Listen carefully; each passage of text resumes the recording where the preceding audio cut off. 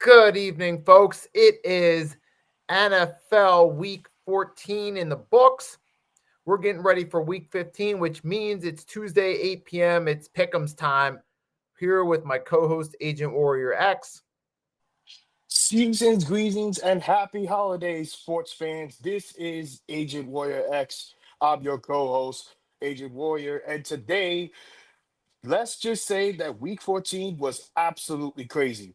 And I kid you not, today I'm not wearing a Giants hat. I'm not wearing my Nets hat. I'm wearing my Yankees 2024 World Series hat because today is winter meetings this whole week. Yep, and we got Greg and John, and today I got this because I'm in a grouchy mood today, folks. It's a great it's Grouch it's Oscar from Sesame Street. I'm assuming, right? It's kind of like a Grinch snow monster thing. Oh, okay.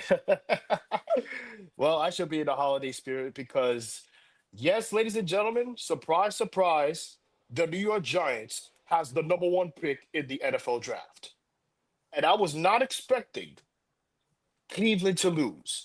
I was expecting Tennessee to lose. The Saints had an upset against the Buccaneers.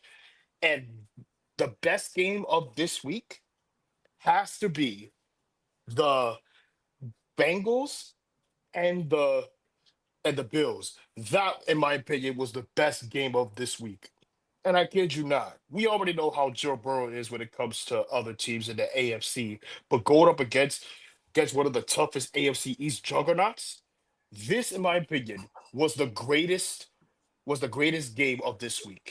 Heck. Have you ever, do you remember that one pick that he threw to a pitch six, ultimately led the Bills to a comeback, Nicky? I remember. Yep. And now we had ourselves a fun game at Orchard Park where we got to see the delight of the two teams, Buffalo Bills and Cincinnati Bengals, playing in the snow.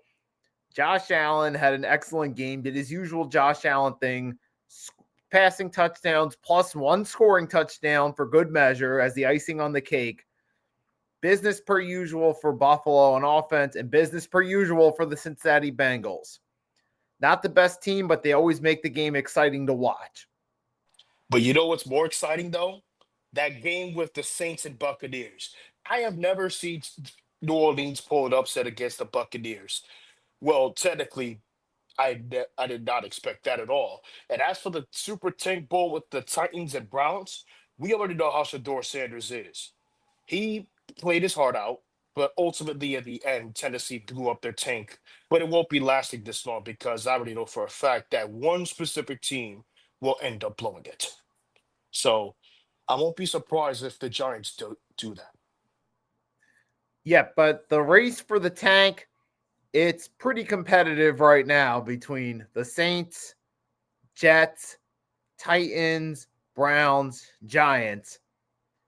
And I Some kid you not, if the Giants lose out for the rest of the season, they might have to trade up because the Giants already addressed the quarterback situation. They already addressed the running back situation, and they already addressed the wide receiver situation.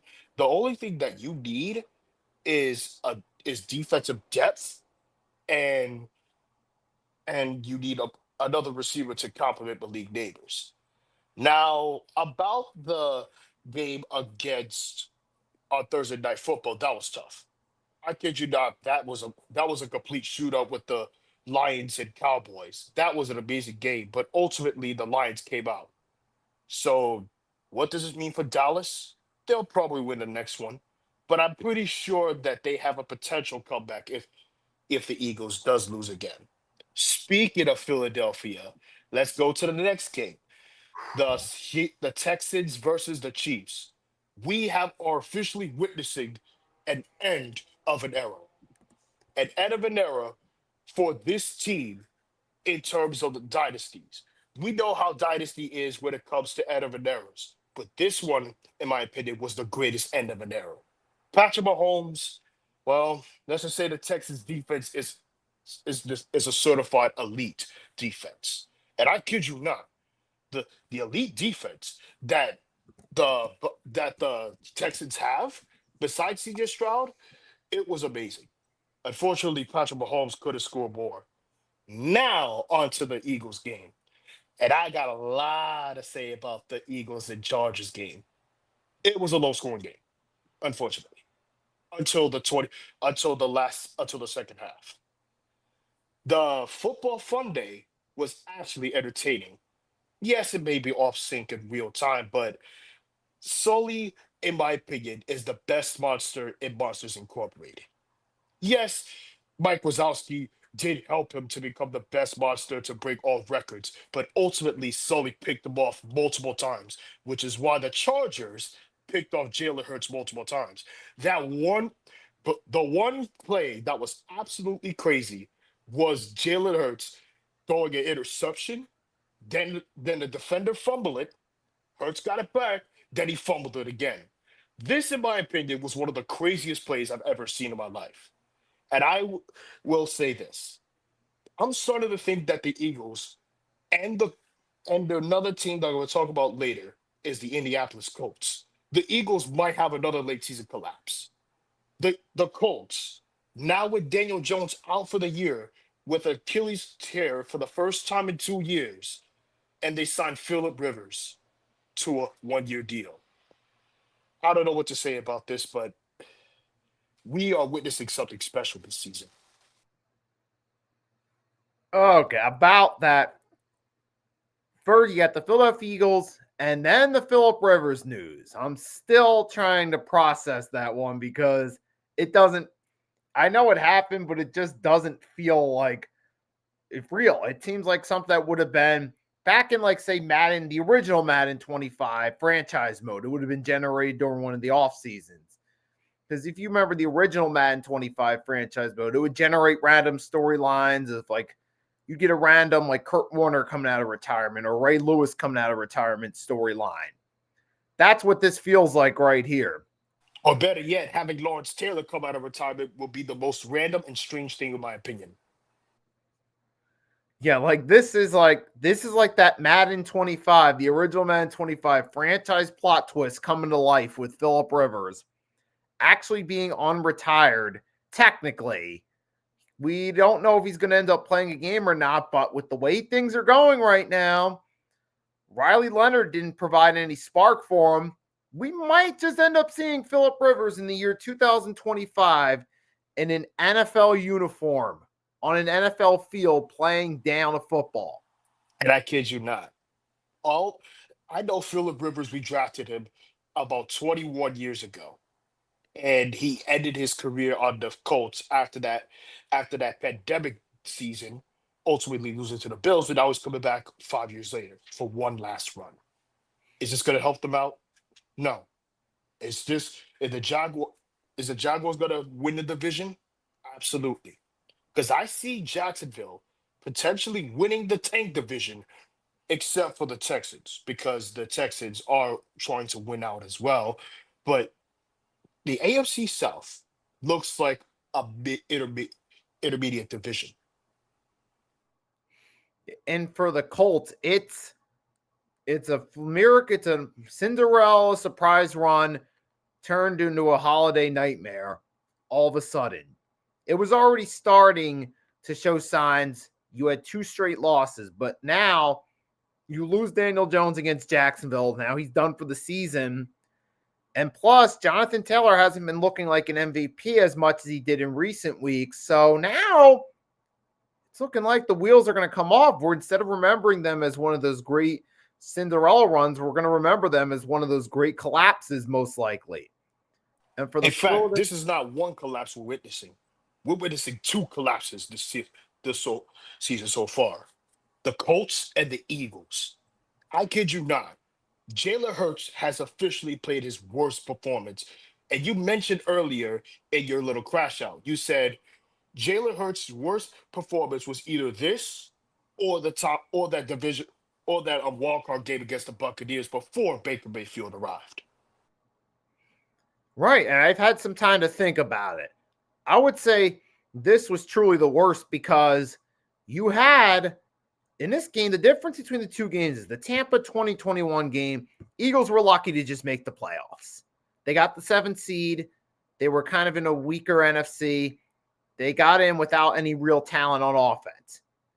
And they ultimately got destroyed by the, at the time, defending Super Bowl champion Buccaneers. So that wasn't really that surprising. This game, the fact that he threw 4 interceptions and had a fumble when Dallas Goedert had a pretty good game. Saquon Barkley actually had one of his better games of the season. The defense played really good, getting to Justin Herbert 7 times, even got a few picks. And Jalen Hurts had the worst performance out of all the main players, both offense and defense, for the Philadelphia Eagles. I would say by circumstance, yesterday was a worse performance when it was all said and done.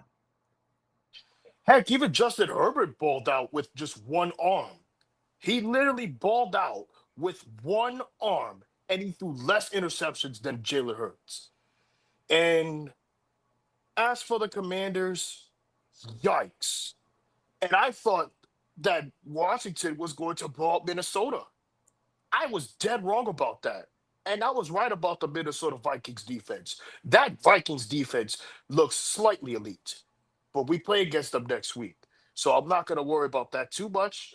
So I don't even know why Jaden Daniels is even starting when you have Marcus Mariota still doing his part and giving it all left in the tank before he retires.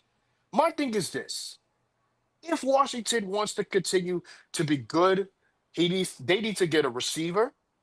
They need a they Linemen, thank you. They need a lineman, and they need to have another online depth in terms of protecting Jaden Daniels. Zach Ertz isn't going to help anything. By the way, prayers up to him because of that gruesome injury he had. I feel like this year was nothing more than just crucial injuries we had this season. We had we had Malik Neighbors out for the year. We had Cam Scottaboo out for the year. We had Zach Ertz out for the year. We have Fred Warner out for the year. We have Nick Bosa out for the year. We're having a lot of key unit players just having crucial injuries. And that's the one thing I hate the most. I hate injuries so much that it makes me just want to say, you know what? Let's move on to the next season, and hopefully this team can stay healthy. yeah, and the shameful part about football is it seems like every season there's always going to be one team that has potential to make a run or at least be one of the top teams in their respective conference, gets hit with the injury bug. It happens every single year, unfortunately. This I mean, year, look the at the one, Giants. Look at the Giants this year on paper with Malik Neighbors, Cam Scottaboo, and Jackson Dart.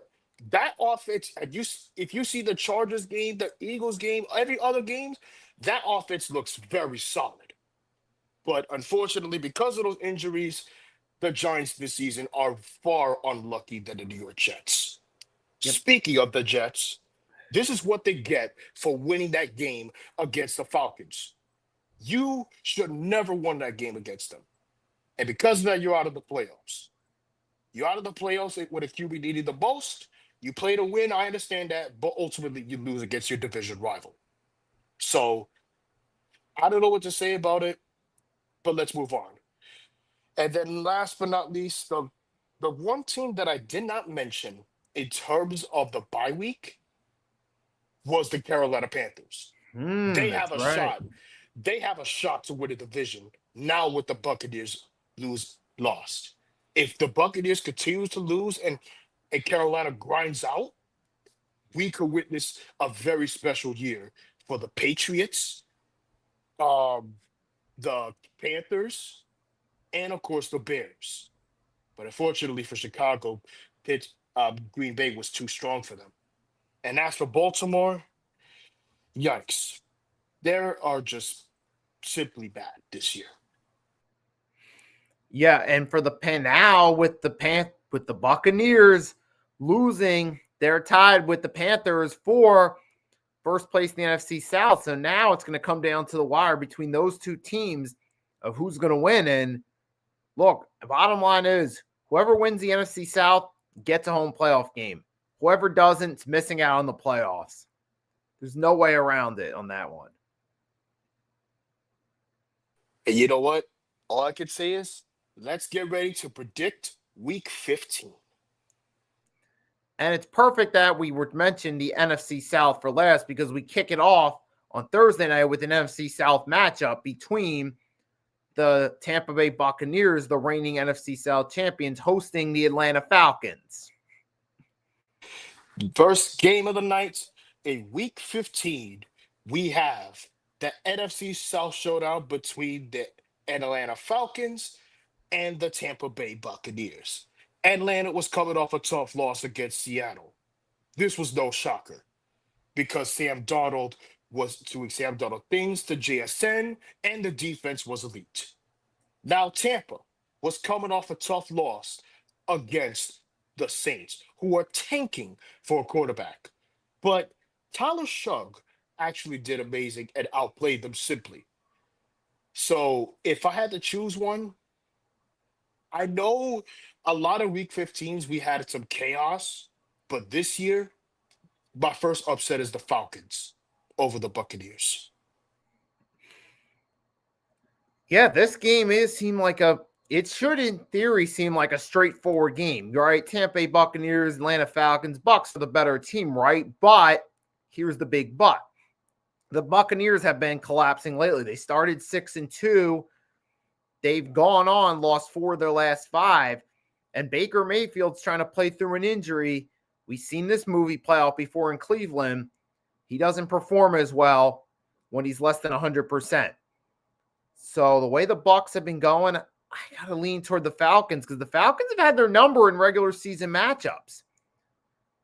Especially when it comes to meaningless wins.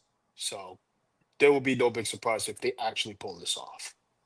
Yeah, so I'll take the Falcons to get the upset in this one. The Bucks are just a shell of what they were. They're in full free fall. It's like they're at the top of the skyscraper, feeling like the kings of the world. Then it starts to collapse. And I kid you not, I am going to say that this is one of those weeks that we could see a massive turnaround come December through January. And then moving right along, we got the Chicago Bears, fresh off their tough, bad luck game against the Packers, but they get to turn around and play the Cleveland Browns, who Next up, we got Sanders as their starter for the remainder of the season. Next up, we have the Chicago Bears versus the Cleveland Browns. Shador Sanders has played his butt off. I kid you not. I got to give props to that. But ultimately, Cam Ward was the far better player, but the defense outlasted them. Now, Chicago was coming off a tough loss. And I kid you not. This is against the Packers, their division rival. But ultimately, for them, they lost the game. But I see them as a bounce back. Chicago over Cleveland. Yeah, the Bears, hey, they're not happy about the way that game went. They're going against the Cleveland Browns team that's just waiting for the season to be over. And the Chicago Bears take out their frustration over falling short against the Packers on the Browns. And they take out that frustration of falling down to the 7th seed, realizing they have to win a bunch of games now, starting with the Cleveland Browns. While Shador Sanders has showed some flashes, it's going to be a tough go against the Chicago Bears defense, who's pretty underrated, mind you, who even got a pick on Jordan Love, despite him throwing 3 touchdowns. Now, they're going to take advantage of Shador's inexperience, and the Bears are going to have themselves a nice turnaround game and get that win. Ooh, moving right along. All Chicago got to do is just win out. That's it. That's pretty much it. But next up, we have the Baltimore Ravens versus the Cincinnati Bengals, an AFC North showdown. The Ravens were coming off a tough loss against the division rival Pittsburgh Steelers. And the Bengals, well, let's just say Cincinnati was coming off a tough loss against Buffalo in a snowy weather. Lamar Jackson, in my perspective, should bounce back. But considering how Cincinnati played far better in terms of scoring wise, I could see the offensive scheme with Cincinnati if Zach Taylor doesn't miss out for the 3rd consecutive year. So give me the Bengals over the Ravens. Yeah, I'm going to take the Bengals in this one because with Burrow, they just look offensively, they look like a more polished team, even though they had some moments of brilliance with Flacco. I'll go with them. Plus, the Ravens are just in a free fall right now. It all started on Thanksgiving night. Really, it's been going on all season, but they had a nice little winning streak that kind of made you forget about it. But it's really evident now that they're in a free fall. Well, the Bengals, you got a bunch of guys fighting for job security for next year. Give me them to get the win. I think it's just time the Ravens are going to start to come crashing down, just like Kansas City. And I kid you not. I know some Raven fans want John Harbaugh gone, but I don't think so. He ain't going nowhere anytime soon. And plus, he's on the contract. Yeah, I don't see it happening, but I take the bet. Yeah, Ravens are in that free fall. Bengals will get the win here. And then moving on, we go, speaking of Kansas City, this played in perfectly. Kansas City, fresh off an embarrassing loss to the Texans, now got to host the Los Angeles Chargers at their home stadium. You know what's funny? It's because the fact that the Chargers actually played a little bit weaker, but the Chiefs, they played far worse in terms of the offense. We have the Kansas City Chiefs versus the Los Angeles Chargers for the final divisional matchup of the AFC West. If if Kansas City wins out in terms of just winning the Chargers and just making it to the playoffs, but I could see this team missing out in week 15. If the Bills, the Chargers, Jaguars, and one another team wins out, Kansas City are out. We could see the first time in over a decade that Kansas City missed the playoffs. But however, considering the offense is not really the same, give me the Chargers over the Chiefs. Yeah, I know. Like, it's crazy. They say all good things must come to an end, and eventually it does. Even the best teams eventually come crashing back down to earth. The Chicago Bulls had to do it after dominating the NBA in the 90s. The Patriots did for a brief bit. The Steelers did in the 80s after dominating the 70s. The The 49ers came crashing down. And now the Kansas Giants did the City. exact same thing after 2007 to 2008, 2011. Yep. And now Kansas City's turn to come crashing down after a great run. So, hey, I'm going to take the Chargers, pick up a broom, pick up a dustpan, and sweep Kansas City for the season and move on to 10-4.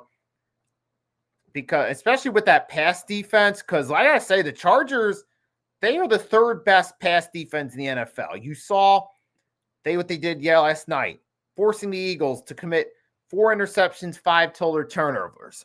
Now you got Kansas City, fresh off a 3 turnover game against Houston, a really good defense. Give me the Chargers to do more of the same, force Mahomes to make mistakes, and Kansas City's their Kansas City defense, though, could get some pressure on Herbert. It's going to be kind of similar, I think, to what happened with the Eagles, but I'll get the Chargers to come out, get the win. And plus their run game, too, should be pretty good. Now that Marion Hampton's got a week back into it, now, give me him, Justin Herbert, to find a way to win this game. Kind of similar to the Eagles game. Moving And along. this is another good matchup. The Buffalo Bills versus the New England Patriots. Now, what happened on Sunday night? The Patriots were back to relevancy with Drake May, and they're coming off a bye week. Buffalo was coming off a very impressive win. Considering how both teams turns out in terms of primetime games, but ultimately, I could see this as a shootout. Between Buffalo and New England, give me Buffalo. And the winner of that is Buffalo in overtime. I want to lean toward, I don't know. This just rivalry, just to me, it just feels like with the way the Patriots are this year, this being the first time the Patriots and Bills has really been a competitive rivalry since probably about the mid 90s when Buffalo still had some of their core pieces from the Super Bowl teams. The Patriots were Coach Parcells, Drew Bledsoe, Curtis Martin, and they were contenders. But now, flash forward to 2025, Patriots have the better record, but I just feel like this is one of those type of situations where they're due to split team, just like usually the Ravens and Steelers do, or the Eagles and Cowboys. Now that both teams are actually good teams for the first time in a while, because typically it was the Patriots that were the dominant team. Then it was the They Bills for dominated a the few whole years. 2000s year, and I kid you not, that 90s Bills defense was absolutely elite. Yep. And now, for the first time in a long time, the two teams are actually contenders in the AFC. But I'll take the Bills to even it out. It just feels like one of those things that's kind of meant to be. Josh Allen could go out and have himself another really good game. Patriots have been playing. I think they're a really good team this year. Maybe next year's when they truly become contenders. But I could see them riding this wave of momentum to a home playoff game eventually. And eventually the wheels might come off in the playoffs this year. I I could see think, Mike Vrabel winning Coach of the Year this year. oh, that definitely. Definitely. Because he took, in year one, a team that had been a dumpster fire for multiple seasons and turned them into a top team in the AFC in year one, has some people looking at them as contenders again. With Drake May, who this is his first like really good year. You're taking a team that didn't have a whole lot of expectations and turning them into a juggernaut in the AFC. Easily, Mike Vrabel should be the unanimous coach of the year. It's not even close. Yep. But I will take the Bills in this one. I feel like this could be a shootout, but it's going to be one of those close games. Buffalo gets the win, but it could go either way. Now, NFC East time. Giants. I know this is a division rival game, but this is a tank division. No question about it. You have the Washington Commanders versus the New York Giants. The Giants were coming off a bye week. They have the number one pick in the draft, which it won't last long. Jackson Dart was a man of his word. This whole bye week, he said he was going to study the playbook more often than just taking breaks. Have you ever seen a rookie quarterback do that besides Jackson Dart? Because normally we see other rookie quarterbacks take breaks, but this is one of the rarest ones. But ultimately, I could see how this plays out when it comes to teams like these, when it comes to the wire. But it's not going to be a low scoring game, unfortunately. So I won't be surprised if the Giants blew this tank up. But because Washington has one of the oldest teams and their defense is pretty solid, I think they might start Jade Daniels or Marcus Mariota at this point. So give me the Giants over the Commanders to see how Jackson Dart versus Jade Daniels or Marcus Mariota. And it will be a repeat of LSU versus Ole Miss in 2023 before Dart and Daniels was drafted. Despite the team records, I got to go with the Giants in this one because with Washington being banged up, it's all hell and back, being the true victims of the injury curse, I'd say, because they had the most potential entering the season and we saw injuries destroyed it. But now you're in a position where the Giants, at least I'll say this, they're at least competitive in their games. They're at least showing some fight, at least trying to win games. And It's not good enough at the end because right. the defense gave up too many yards. But I'll say in this one for the Giants, going against the Commanders, who are all but dead, this is a more favorable circumstance to actually close out with a win. And also, this sports, if you're watching this, I honestly feel sorry for you at this point. I feel sorry for the Commanders, and I really hope, for their own sake, they should get some young guys that show some promise and develop younger players. And I know my dad is a Commanders fan, but I will say this: Washington in their future last year was a feel good story. This year was a fall from grace. And I kid you not, give JD Dingle some help. Yep, time to go back to the drawing board. Ah ha ha ha ha. I would be laughing my butt off if this is an upset. We got the Las Vegas Raiders versus the Philadelphia Eagles on Saturday. This is the first Saturday game of this year after college football. The Philadelphia Eagles are coming off a tough loss. This was really tough to watch, especially at the very end of overtime. Jaden, I'm sorry, Jalen Hurts was coming off a four, not one, not two, not three, but four interception game against the Chargers defense. He had a fumble once. AJ Brown couldn't catch, and Saquon Barkley was the only player carrying the team no matter what. The Vegas Raiders, no big surprise that they were coming off a tough loss against the Broncos, but it wasn't really tough. It wasn't really this close.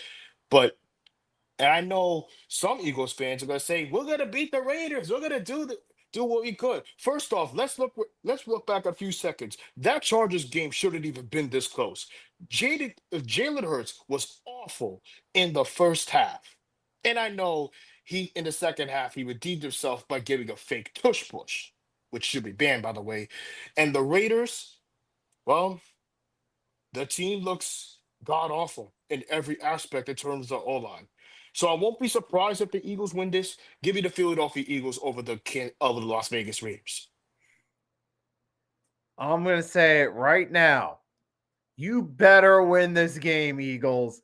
If you lose this game and drop 4 straight, then you need to start reconsidering who's working for your organization if you lose this game. Because the Las Vegas Raiders are a dumpster fire in the race for the tank, along with the Giants, the Commanders, the Saints, the Jets. It's a long race for the tank, folks. So, Eagles, I saw your defense. You did look pretty solid yesterday despite losing. They should be able to do the same against the Raiders. Eagles, you bet. I got you winning this game for all intents and purposes, even with their flaws, they're the better team. So please don't blow it. Just win this game. Don't let another upset happen. And trust me, nobody would. Moving Next on up, now. next up, we got the New York Jets versus the Jacksonville Jaguars. Jacksonville, let's just say they're grinding it out. The Jets, they're still tanking. I'm gonna be quick about this and say Trevor Lawrence is a far better quarterback than Brady Cook and and the Jets offense. But in every aspect, Josh Hines Allen is still the best defender on the team. Give me the Jaguars on the over the Jets. You got to just go with it's easily the Jaguars. Clearly, the Jaguars are better than the Jets on all fronts. Quarterback, running game. Well, okay, wide receiver, I give the slight edge to Garrett Wilson as the best receiver out of the two teams, but the all-round offense goes to the Jaguars. Defense with Josh Hines Allen, being coached, this team coached by Liam Cohen, just a better all-around team. Maybe not great right now, but they look great compared to the Jets. I'll put it that way. So give me the Jaguars to take the win. And I couldn't agree more with you on that one. Next up, we got the Houston Texans versus the Arizona Cardinals. The Texans, their defense is officially elite. I do not care what anybody says about the Giants offense being terrible. I don't care about the Cowboys defense being great with Quinn Williams. This, in my opinion, the Texans defense is officially elite. With Will Anderson on that team, this is officially amazing, but I will be saving this. CJ Stroud is going to blow the Cardinals out. Enough said. Texans over Cardinals. Oh, and I do love their mascot, though, alongside Swoop. Yeah, and the Texans, I'll say this, that defense are elite. They are, all said they're great at the blitz, great at getting some tips. They're excellent all around. They're dropping people and destroying them like prime Manny Pacquiao. That's what this Houston Texans team is. The only thing they're missing to truly become elite is CJ Stroud's best. But in this matchup against the Cardinals, give me the Texans to keep that momentum going. At this point, I'm just looking forward to seeing what happens when the Texans and Jaguars meet up to determine who wins the AFC South. And we will see that later next week. All right, so we got down the agenda. But speaking of games on the agenda, this is interesting. The Denver Broncos at Mile High hosting the Green Bay Packers. We got the Saturday night's game between the Denver Broncos versus the Green Bay Packers. Bo Nix is coming off a great win against the Raiders.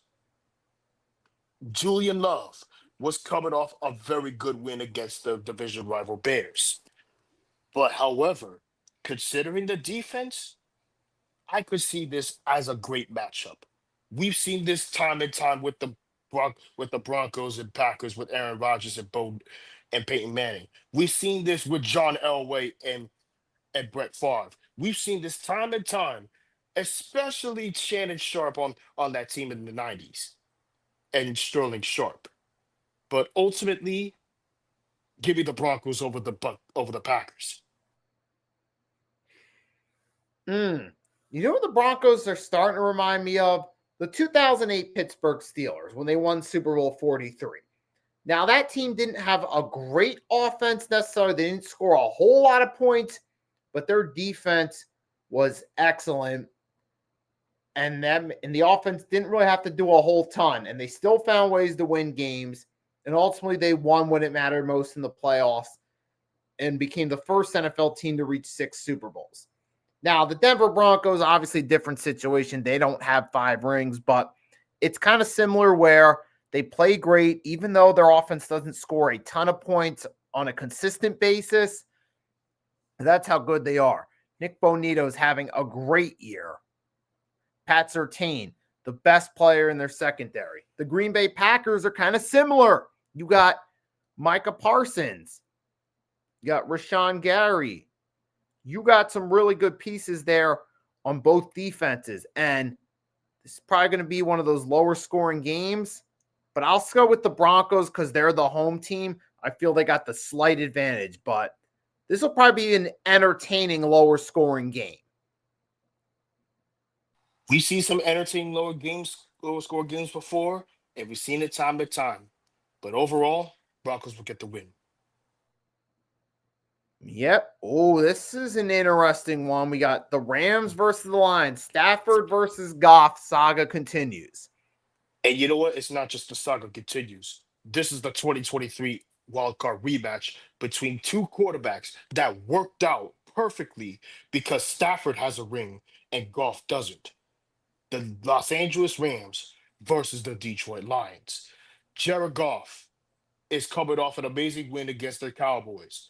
Sonic and Knuckles doing Sonic and Knuckles things. And let's just say the Los Angeles Rams, they're doing significantly amazing.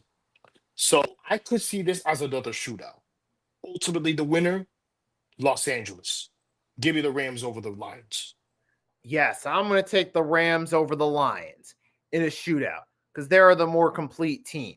The Lions, while they're a good team, they might just be that one team that finishes with a winning record when it's all said and done and misses out. And if that does happen, it'll be because they couldn't close the gap in games like this.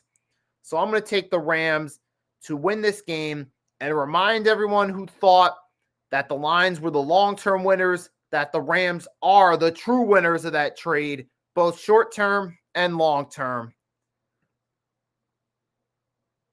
And you know what? Speaking of long-term and short-term, I could see this long-term going to the Lions. The short-term, Los Angeles. But they still need a quarterback, though, just in case Stafford retires.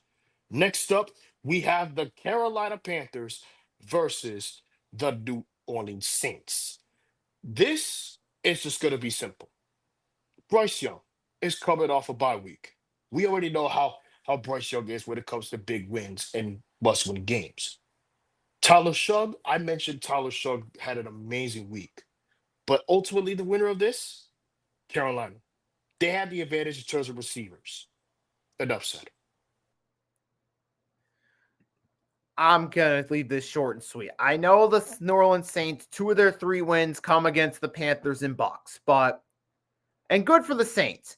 They managed to win 2 division rivalry games. At least you did something, but your luck's going to run out here. The Carolina Panthers are starting to get hot at the right time of year. Give me them to beat the New Orleans Saints and put an end to the little lucky streak of the Saints beating above 500 teams in the same division. So Panthers win it. Make that a thing of the past for the Saints. And I kid you not, when it comes to Carolina, we could see a grind out similar to what Cam Newton did. And then next one, San Francisco 49ers versus the Tennessee Titans. Cam Ward, he was coming off an impressive win, but unfortunately, it's not going to be this way when it comes against this elite defense. San Francisco, they're coming off a good win, but I kid you not, I'm not going to waste even further. Niners over Titans. Oh boy, this just is. I'm sorry to all any Titans fans, but this is comedy gold. My real question is, what the heck were they doing? What the heck were they doing in terms of winning that Super Tank Bowl against the Browns? Why even try to sabotage the tank when you desperately need to trade down to get an offer? So give me the 49ers over the Titans. Yeah, I think the Titans. Cam Ward was just trying. I mean, confidence booster for Cam Ward, job security for some of the players. I'm guessing that's the only understandable reason why they would try to win that game. But in this one, Niners are the far better team. Give me them to win. Moving along. A few weeks You know ago, what? this was a really fun game, but now it's kind of a sad game. I kid you not, this is going to be a blowout between the Seahawks and the Colts. Colts, my first off, to Indianapolis Colts fans, as a Giant fan, sincerely, I feel sorry for Daniel Jones. After coming off a promising year in the first half with Daniel Jones, who looked like he magically stayed healthy, but until at the worst time possible, he collapsed with an Achilles injury, and he was playing with a fibula injury. So I am not going to waste even further, despite the fact that Jonathan Taylor and Tyler Warren were doing their part. But considering Philip Rivers coming back from retirement at 44 years old, I don't know. I really don't know at this point.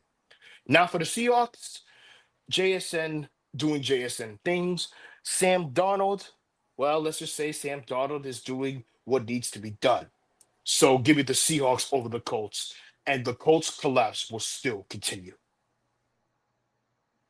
Yeah, I'm easy, man. You got one team, the tragic team in the Colts, versus the potential contender in the Seahawks. Now, I'll say this Sam Darnold, interesting note, he joins Tom Brady as the only quarterback to win 10 plus games back to back seasons for 2 different teams. And Peyton doesn't count because his final season in Indianapolis, he didn't play. But with that being said, though, back to this one. Yes, Seahawks are the better all around team. They got more going for them in this matchup. The Colts are just going to start to slowly fizzle out. Give me the Seahawks to win this game, improve to 11-3. And Sunday night game, we got the Dallas Cowboys versus the Minnesota Vikings. I kid you not. When it comes to Minnesota, after blowing out the Commanders, this is a this is a challenge. The Dallas Cowboys versus the Minnesota Vikings. The Vikings were coming off an amazing win against the Commanders. In fact, they even shut them out. This is what I don't understand. How do you go from being shut out by the Seahawks when what when Josh Bro- when Max Broswell was terrible to JJ McCarthy coming back from a concussion? At least JJ McCarthy should have come back around the next week or two, but starting him this early?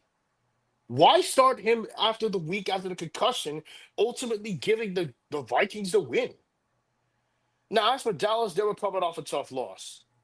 That one crucial fumble they had on Thursday night was unacceptable. But I'm not gonna make any more excuses. The Dallas Cowboys should be able to continue the grind. Give me the Cowboys over the Vikings.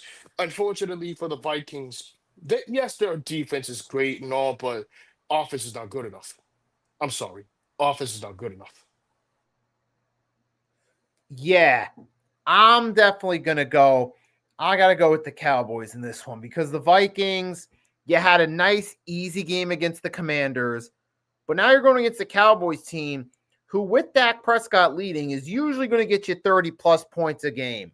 So I gotta go with them to win this game. This is not a good going to be a good game for the Vikings. It's kind of a crash back down to reality after an easy win. So give me the Cowboys to win this one, improve their record to above 500. And then we got Monday night. We got the Steelers playing the Dolphins. I think this is going to be a blowout, unfortunately, unless Aaron Rodgers plays terrible. The Miami Dolphins versus the Pittsburgh Steelers. The Steelers were coming off a great win against the Ravens. The Dolphins, there was no big surprise because they pretty much know how to beat the Jets more often. But in terms of situations like these, give me the Steelers over the Dolphins because TJ Watt will pretty much run all over them unless Devon A Chain comes back from an injury and they still continue to ball out. But it's not going to be enough. Sorry, Miami. Yeah, I'm going. Yes, I agree. I go with the Steelers in this one. TJ Watt, when he's on the field, that Steelers defense is truly an elite defense. And fun fact, out of all the NFL teams throughout their respective histories, the Pittsburgh Steelers have had the most number one ranked defenses of any team, which is believable because historically they've always had great defense. The Steel Curtain, Mean Joe Green, Jack Lambert. Then you even look at the 2000s teams, James Harrison, Troy Polamalu, and now with TJ Watt leading the way. And so I'll take the Steelers to win this one here. Because we saw last week against the Ravens how TJ Watt made a difference when he's healthy. And for the Miami Dolphins, let's face it, they've had the privilege of a lot of easy games. But this is where their luck runs out because even though the Steelers' offense is they're like a light bulb, they're either on or off, the defense is usually on point in games like this. So give me the Steelers to get the win and improve their odds of winning the AFC North and hosting a home playoff game. And I kid you not, you mentioned the Steelers defense, right? With me, Joe Green, TJ Watt, the quarterbacks of Terry Bradshaw, Ben Roethlisberger, and of course Aaron Rodgers. But in terms of the best players of all time in prospective leagues, you got to name a few for the North, East, and the South and West. For the North, for the all-time AFC North teams, Ray Lewis, T.J. Watt, B. Joe Green, Trayvon Henderson. No, sorry, not Trayvon. What's that Bengals best all-time defender? I don't know. For the AFC East, you can name a few great defensive players. You can name. Bruce Smith. Oh, thank you, Bruce Smith. You can name Bruce Smith. You could name what's that Patriots defender? He was part of that. He wasn't just part of that 2017. He was part of like the early 2000s Patriots team. But I think that, and of Richard course, Seymour. yeah, Richard Seymour. Thank you. And of course, if you want to talk about best defenders for the NFC East, I'll name you by four. Reggie White. Um, Reggie White, Lawrence Taylor, Carl Banks. Um, for the Cowboys, I th- no. That Cowboys offense was just elite back in the 90s, 70s, and 80s. But in terms of the big blue crew, you have you have Lawrence Taylor, Le- Harry Car- Carson. Harry Carson, Carl Banks. that was an elite defense. It wasn't just Phil Simms just carrying the team, or Red Red or Randall Cunningham, or Emmett, or Roger Starback Roger Starback doing his part. But in terms of 80s and 90s teams, that 80s team's going to go to the Giants because the Giants defense was elite. But unfortunately, some crucial moments, like the miracle of Meadowlands, we had in the 80s, and then we had another miracle of Meadowlands in the 2000 in the 2010s, right? You remember that game? Yep, Deshaun That was one. Jackson. That was one of the greatest. That was one, despite the fact that it was a division rival game, but that was one of the greatest games we ever watched. But ultimately, in my opinion, when it comes to best defenders on each team, the best defender for the Steelers is TJ Watt. The best defender for the Jaguars, Josh Hines Allen. The best defender on the Giants, Brian Burns. And the best defender on the Browns, Miles Garrett. I could Easy. name you, I could name you some elite defenders having monster years. What about the offense? We haven't mentioned anything about the offense when it comes to all-time players. You have um you have Randall Cunningham, I mentioned earlier. I already mentioned Phil Simms, but we never mentioned Donovan McNabb. Now he came out of Syracuse. Donovan McNabb was elite for y'all. Meanwhile, we had Kerry Collins. The Commanders had like somewhat of a weak quarterback situation until RG3. You have Art Monk, the Yeah, receiver. Art Monk, and you have and uh, and the best Cowboys player We're going to talk on the about offense. John Washington, John Riggins, the running back in the 70s. where and the best running back in the 90s was Barry Sanders. Despite the fact that the Giants were the with a few great teams with Otis Anderson, despite the fact that the defense was elite with Jeff Hosteller, and despite the fact that we were the only team to beat the Patriots two times, we beat the Bills once, we beat the Broncos once in '86, we beat the Bills in '91 and 1990, and we beat the Patriots two times in '42 and '46. But as for the Philadelphia Eagles, they lost against the Raiders. They lost against the pro- beginning dynasty Patriots. They beat the Patriots once. They lost against the Chiefs, and they won against the Chiefs last year. So where did this lead all to? After that Super Bowl with the Eagles, a, a potential late season collapse hangover, the ultimate collapse. But I'm not going to consider it even further because the fact that the Eagles will bounce back against the Raiders. Now for the Giants against the Commanders, we mentioned this earlier. We mentioned that Washington is really the oldest team in the league. Despite the fact that they have crucial injuries, despite the fact they played their hearts out in that Denver game in overtime, but ultimately coming up short. The Giants, on paper, with Dart, he's going to pretty much scramble a lot more. And with Malik Davis out for the year and Cam Scottaboo out for the year, and having sole possession of the number one pick, that isn't going to last long. Why? Because they might win one, two, or three more games this year, which I won't be surprised. So we mentioned this earlier with the Jacksonville Jaguars with Trevor Lawrence. Ever since then, Trevor Lawrence, he has won a playoff game with Doug Peterson after that comeback against the Chargers. But ultimately, I could see both the Chargers and the Jaguars making the playoffs. Now, this is my hot take. If the Titans pulls another upset, they will have to have no choice but to fire their interim head coach and search for an actual coach who has more experience and more competent. And for the Philadelphia Eagles, you're now in a position where the future for your coaching staff is going to hang in the balance of this next couple games. You got the Raiders, should be a win. Then you got the Commanders. You got the Bills and the Commanders to close the season. You should win at least 3 of 4, and that should be enough with a 2-game lead over the Cowboys to win the division. That should, even with their flaws. If that doesn't happen, and they don't even make the playoffs this time, and the Cowboys somehow win out the NFC East, First, Kevin Patullo's got to go. You got to find a proper offensive mind. Go try to find a coordinator like a Joe Brady from Buffalo, or try to offer Greg Roman from the Chargers. Somebody different.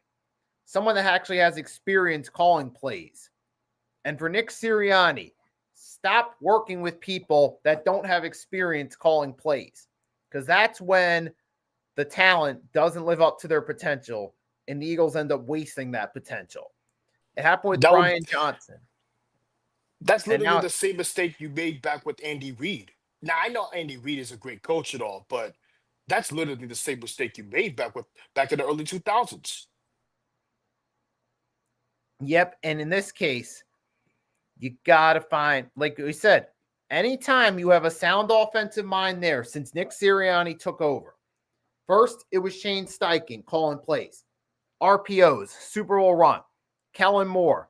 Once he started to incorporate his style into the playbook, they started focusing more on the run and designing the run to suit Saquon Barkley's strengths.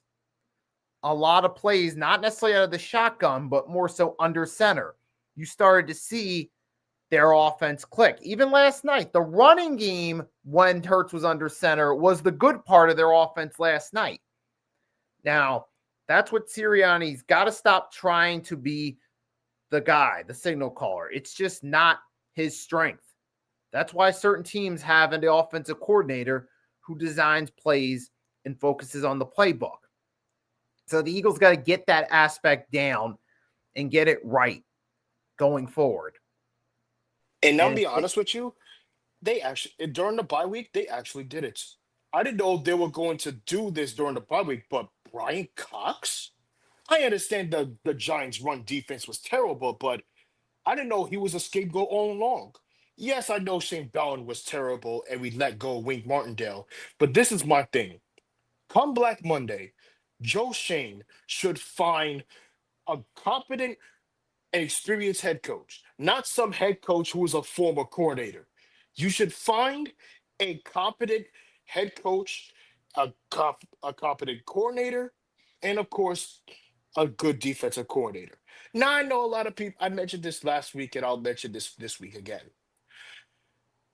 The New York Giants should hire either Mike McCarthy, which I don't think that will be a good hire, Mike Tomlin for the Steelers if they part ways with him by Black Monday, or a college head coach. I think this is a bad idea. Rumor has it that Marcus Freeman from Notre Dame Fighting Irish could be that potential candidate. If that happens, if this happens, the Giants might have to find another coordinator like Kellen Moore for the Saints. I'll be surprised if the Saints fire him as a head coach. Brady Joe Brady for the Bills. And you mentioned earlier about another coordinator that you should probably take if Kevin Patullo continues to play terrible. Brian Dable. Brian Dable is a good could be a good candidate for you because he worked with Jalen Hurts in Bama. Now I'm not a college football expert, but this, in my opinion, should be, if not the the best hire for the Eagles if they part ways with Kevin Patullo. Now, as for Zach Taylor, if he continues to play terrible with the Bengals, you should fire him. At this point, you need to to focus on building around Joe Burrow on this offense and protect and get a good defender. That's pretty much it. Everything else is pretty dire. My question, and as for the New York Jets, what the heck were they doing too? What the heck were they doing in terms of that Dolphins game in terms of bad playing? You went from celebrating that comeback victory against the Falcons to now complaining about it. What who what coach in their right mind? I feel sorry for Eric Glenn, by the way. What coach, coordinator in their right mind would go to a team on a New York clown show? Heck, they even tried to do the same thing back in the past decade, sabotaging their tank, especially missing out on quarterbacks in 2020 during the pandemic. So I kid you not, if the Giants lose this game this year, take the number one pick. Try to trade out with the Rams, Jets. Raiders, or Saints to get a quarterback. Yep. And for the Eagles, I mean, you shouldn't have to be in this position when you have a ton of talent on your roster, but really it just comes to finding someone that really knows how to call plays and that's a reliant signal caller and keeping them around. That's the big key for the Eagles because we see the talents there. We just got to find the right person to call plays on a consistent basis to keep it going every single season. It seems like one season we got a great signal caller. Next year we take a downgrade. Next season we get an upgrade, downgrade. We need to keep that consistent while the talent's here because eventually players are going to get older. It's going to come time to pay some people. Eagles aren't going to be able to keep everybody. So you got to get consistent with it now while you have the potential to win another Super Bowl. If it's going to be happening, because you have some teams coming off from last place to first, you have some teams that are coming back healthy, and you have some teams that are up and coming in the future, but not this year, but not that season. The Giants are a perfect example. The Giants, on paper, with that offense, is solid. The defense, that front four, elite. So if they continue to lose out on games like these, trade back. Trade back and try to get a defender or compliment Jackson Dart. I would be shocked if Joe Shane trades Jackson Dart for the Giants. Yeah, and that's another great point, though, too. You got sometimes your championship window, it could depends on who you got on your roster, the age of your roster, and all those factors, contracts, coaching staff, all comes into play. Sometimes it could be 4 or 5 season window. Sometimes it could be a 2 season window. Sometimes it could just be a 1 season window. Like we saw with the 2017 Eagles, really? That was a 1 season window. It was lightning in a bottle because then after that, they lost some of their key guys on 1-year deals. The team was starting to get older, and they had a few mediocre years, then that bad year in 2020, and they were rebuilding again. The same thing with the Giants. After that 2012 year since, Eli Manning hasn't lived up to his expectations in the regular season. But in the playoffs, he's a completely different breed. Now, for Jackson Dart, we could see something different in terms of the future years. Now, after that 1 season with that, we could see something different in terms of that offense when Neighbors and Scatterwood comes back healthy. We could see another competitive division, but without Washington if they play their cards right. If Washington plays their cards right, this whole division will be reverted back to the 2022 ways, but the entire full division. Now, as for the Minnesota Vikings, I'm starting to feel bad for JJ McCarthy because could you at least give one of two, give me the 2 or 4 weeks of concussion protocols? I mean, yes, you started Max Brosmer, but this early is was never the best idea in our opinion. Now, for Justin Jefferson, if Justin Jefferson requests a trade by then, I could potentially see this. If the Giants have the top pick, make the call. Make the call to Minnesota and say, you know what? You want JJ McCarthy? We'll give us a massive haul for that. But unfortunately, they will say no. But let's see how this plays out come the offseason. Yeah, and really there's just, hey, that's going to be the fun part about each week. There's going to be something new to talk about with each team, with each player, each situation. There's going to be something different to talk about, especially as we get closer to the playoffs. So I'll end on this note. Going into week 15, the teams to watch out for: AFC, you got AFC South, Jaguars and Texans. That's going to be a tight race for the division. AFC, now Kansas City is all but eliminated at this point. They could win this some games, but I don't think they're making the playoffs. And It's so come is down, Minnesota. Minnesota could be eliminated from the playoff contention too. and then you get the Broncos. It's going to come Broncos or Patriots for the number 1 seed. That's going to be the interesting race over there. And then you got The last time Buffalo. we saw this was around 2015. The last time we saw this was in 2015 when Peyton Manning was on his last legs.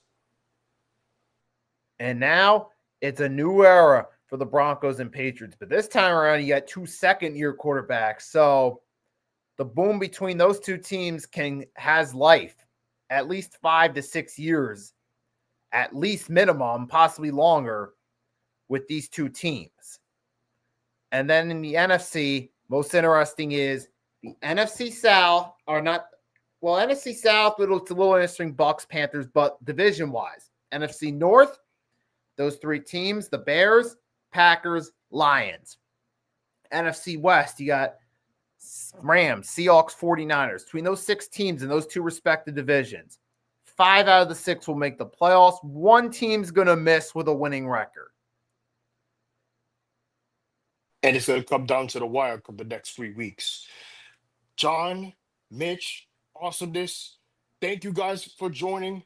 I'm your co-host, Agent Warrior X. Goodbye, my friends. Bye for now. All right. And I'm the host of this, Nicky Stees. Thanks for tuning in. And until next time, have a great night. Peace.